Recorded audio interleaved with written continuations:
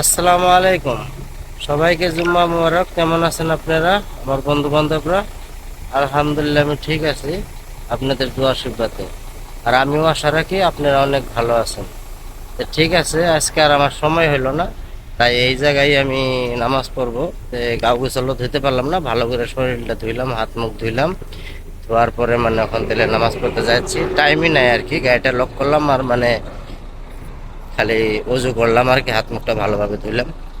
ঠিক আছে, এই তো দেখেন আমার এই যে পেট্রোল পাম্পে রাখলাম।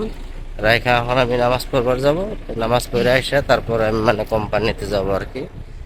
এখন তার খালি হবে না, আমি মানে 3টার পরে খালি করবো আজকে। মানে আজকে জুম্মা, তার জন্য দেরি করে খালি করব। তো যাই গাড়িটা খাড়া করাই দিয়ে তারপরে খাওয়া দাওয়া করবো। খাওয়া দাওয়া করে মোটাতে ধরেন যে তারপরে আমি আর কি অল্প রেস্ট করব আর কি। তো ঠিক আছে, সবাই আমার জন্য দোয়া করবেন আর আমি সবার জন্য দোয়া করি।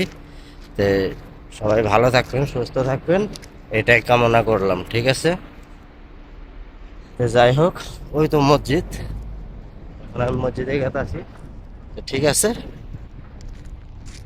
তো আল্লাহ হাফিজ, বাই বাই।